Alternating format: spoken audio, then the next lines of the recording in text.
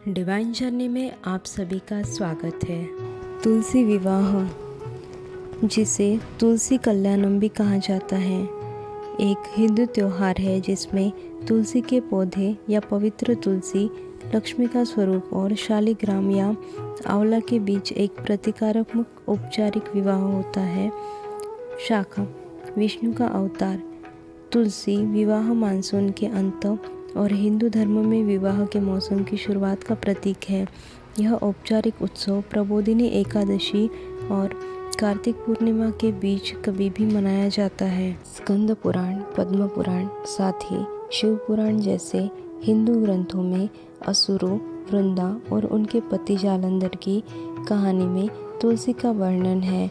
वृंदा को विष्णु की एक पवित्र भक्त के रूप में वर्णित किया गया है, जो जालंधर से विवाह करती है। वृंदा की निष्ठा के कारण जालंधर को शक्ति प्रदान की गई, जिनसे उसे देवताओं द्वारा भी अजेय बना दिया।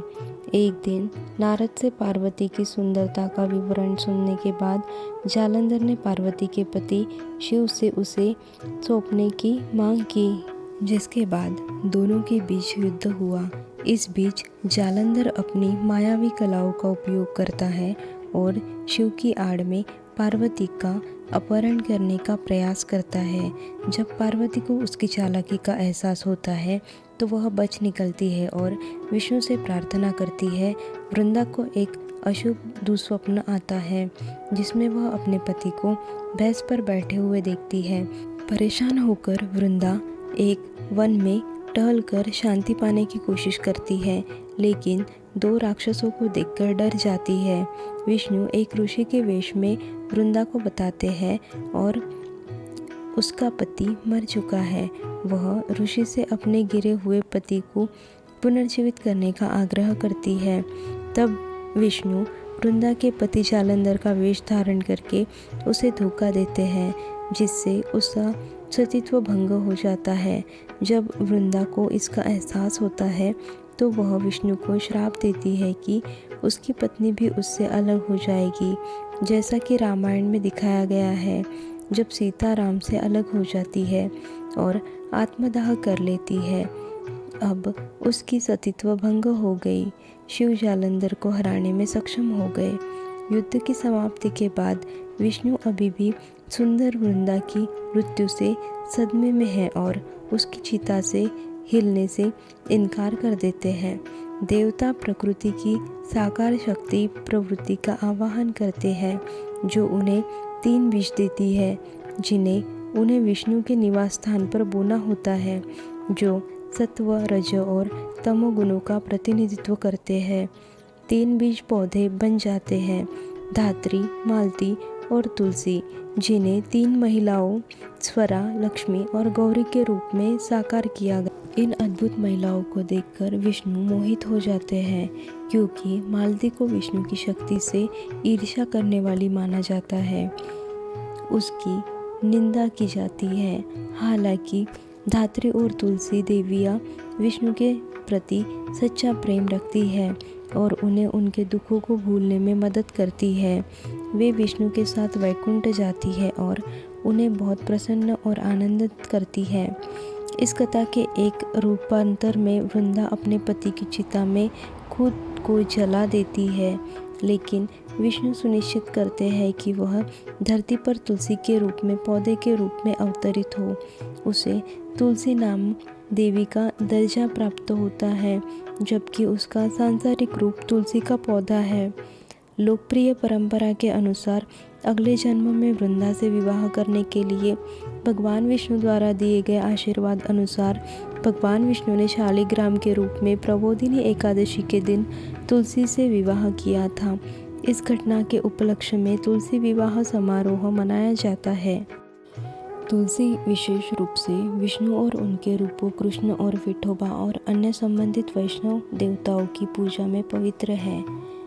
10,000 तुलसी के पत्तों से बनी माला, तुलसी मिश्रित जल, तुलसी के छिड़के गए खाद्य पदार्थ विष्णु या कृष्ण को श्रद्धापूर्वक चढ़ाए जाते हैं।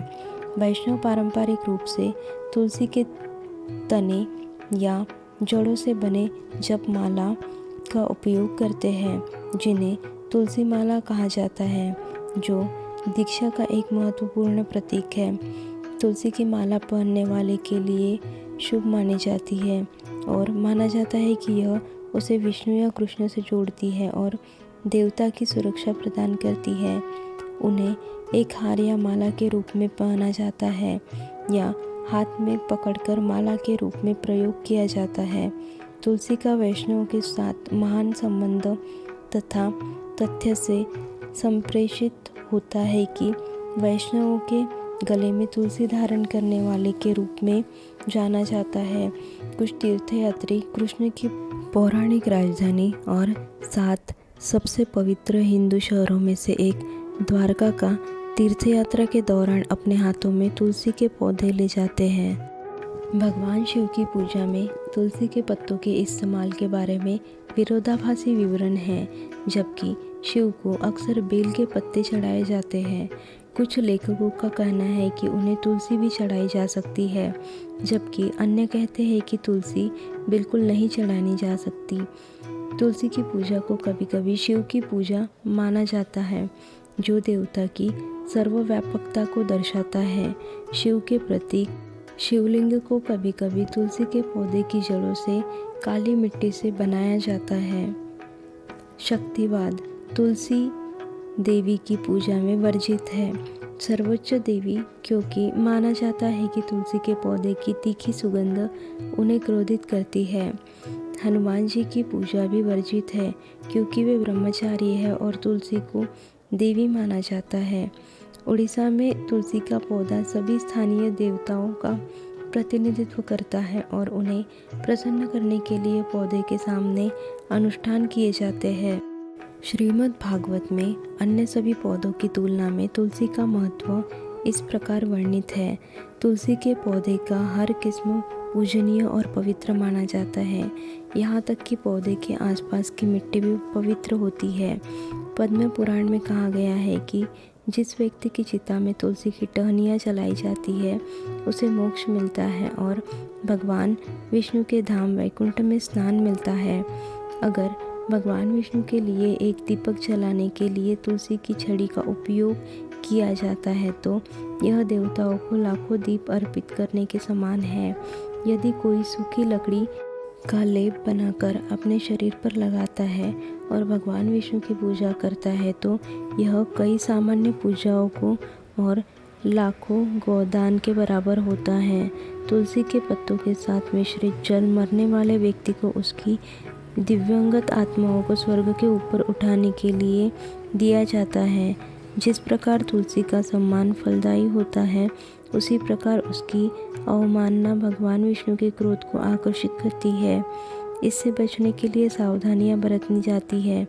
पौधे के पास पेशाब करना, मल त्याग करना या अपशिष्ट जल फेंकना वर्जित है। पौधे की शाखाओं को उखाड़ना और काटना निषिद्ध है।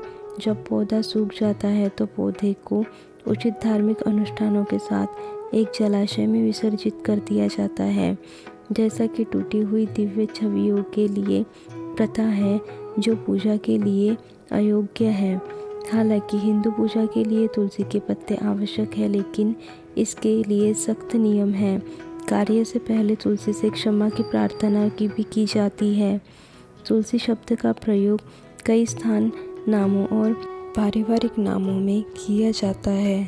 तुलसी विवाह पूजन सामग्री तुलसी का पौधा, शालिग्राम जी, कलश, पानी वाला नारियल, पूजा के लिए लकड़ी की चौकी, लाल रंग का कपड़ा, 16 श्रृंगार की सामग्री, फल और सब्जियां, हल्दी की गांठ, पूजन सामग्री जैसे कपूर, धूप, आम की लकड़ियाँ, चंदन आदि। तुलसी विवाह की संपूर्ण विधि देव उठनी एकादशी के दिन जो लोग तुलसी विवाह करते हैं, जिन्हें कन्यादान करना होता है, उन्हें इस दिन व्रत जरूर करना चाहिए। जिसके बाद शालिग्राम जी की तरफ से पुरुष वर्ग और तुलसी माता की तरफ से महिलाओं को इकट्ठा होना चाहिए। शाम के समय दोनों पक्ष तैयार होकर विवाह के लिए एकत्रित होते हैं। तुलसी विवाह के लिए सबसे पहले अपने घर के आंगन में चौक सजाया जाता है, फिर रंगोली बनाई जाती है, उस पर चौकी स्थापित की जाती है। इसके बाद तुलसी जी के पौधे को बीच में रखें, तुलसी माता को अच्छे से तैयार करें उन्हें लाल रंग की चुनरी, साड़ी या लहंगा पहनना है। चुनिया आदि में उनका श्रृंगार करें। जहाँ तुलसी माता को विराजमान किया है वहाँ पर गन्ने से मंडप बनाएं। इसके बाद अष्टदल कमल बनाकर चौकी पर शालिग्राम को स्थापित करके उनका श्रृंगार करें। फिर कलश की स्थापना करें। सबसे पहले कलश में पानी भर लें, उसमें कुछ बूंद गंगा जल की मिलाएं। फिर आम को 5 पत्ते रखें और उसके ऊपर नारियल को लाल रंग के कपड़े में लपेटकर कलश पर स्थापित करें। फिर एक चौकी पर शालिग्राम रखें। शालिग्राम को तुलसी के दाएं तरफ रखना है। फिर घी का दीपक जलाएं और ओम श्री तुलसी नमः मंत्र का जप करें। शालिग्राम और माता तुलसी पर गंगा जल का छिड़काव करें। इसके बाद शालिग्राम जी पर दूध और चंदन मिलाकर तिलक करें और माता तुलसी को रोली का तिलक करें। इसके बाद पूजन सामग्री जैसे फूल आदि सब शालिग्राम और तुलसी माता को अर्पित करें। इसके बाद पुरुष शालिग्राम जी को अपनी गोद में उठा ले और महिला माता तुलसी को उठा ले। फिर तुलसी की 7 बार परिक्रमा कराए। इस दौरान बाकी सभी लोग मंगल गीत गाए और कुछ लोग विवाह के विशेष मंत्रों का उच्चारण करें। मंत्रों के उच्चारण में कोई गलती नहीं होनी चाहिए। अंत में दोनों को खीर पूड़ी का भोग लगाए। अंत में माता तुलसी और भगवान शालिग्राम की आरती करें। फिर अंत में सभी लोगों को प्रसाद वितरित करें। तुलसी विवाह के लाभ। धार्मिक मान्यताओं के अनुसार तुलसी विवाह कराने से परिवार में सुख शांति आती है। साथ ही परिवार की सभी समस्याएं दूर हो जाती है। इतना ही नहीं, तुलसी विवाह कराने से दुर्भाग्य से भी छुटकारा मिलता है। अविवाहित लड़कियों को तुलसी विवाह कराने से मनचाहे वर की प्राप्ति होती है। तुलसी विवाह व्रत नियम। तुलसी विवाह के दिन तुलसी के पौधे की अच्छे से सफाई करें। इस दिन भूलकर भी तुलसी का पत्ता नहीं तोड़ना चाहिए। तुलसी विवाह के दिन तुलसी के पौधे को फूलों से सजाएं। तुलसी विवाह के दिन दान करना बहुत ही शुभ होता है। इस व्रत के दिन तामसिक भोजन का प्रयोग ना करें। तुलसी जी की आरती। जय जय तुलसी माता, सब जग की सुखदाता वरदाता। जय जय तुलसी माता, सब योगों के ऊपर, सब रोगों के ऊपर, रुज से रक्षा करके भवत्राता। जय जय तुलसी माता, बटुपुत्री के श्यामा, सूर बलि है ग्रामा। विष्णु प्रिय जो तुमको सेवे, सो नर तर जाता। जय जय तुलसी माता, हरि के शीश विराजत, त्रिभुवन से हो विंदित। पतित जनों की तारिणी विख्याता। जय जय तुलसी माता, लेकर जन्म विजन में आई दिव्य भवन में। मानव लोक तुम्ही से सुख संपत्ति पाता। जय जय तुलसी माता, हरि को तुम अति प्यारी, श्याम वर्ण तुम्हारी। प्रेम अजब है उनका, तुमसे कैसा नाता। जय जय तुलसी माता। शालिग्राम जी की आरती। शालिग्राम सुनो विनती मेरी, यह वरदान दया कर पाओ। प्रातः समय उठी मंजन करके, प्रेम सहित स्नान कराओ। चंदन धूप दीप तुलसी दल, वरण वरण के पुष्प चढ़ाओ। तुम्हारे सामने नृत्य करो नित, प्रभु घंटा शंख मृदंग बजाओ। चरण धोए चरणामृत लेकर, कुटुंब सहित बैकुंठ सिधारो। जो कुछ रूखा सूखा घर में, भोग लगाकर भोजन पाओ। मन वचन कर्म से पाप किए जो, परिक्रमा के साथ बिहाओ। ऐसी कृपा करो मुझ पर, यम के द्वारे जाने न पाओ। माधोदास की विनती यही है, हरिदासन को दास कहाओ। आशा करते हैं वीडियो आपको पसंद आया होगा। वीडियो को लाइक, शेयर और सब्सक्राइब करके कमेंट ज़रूर करिएगा।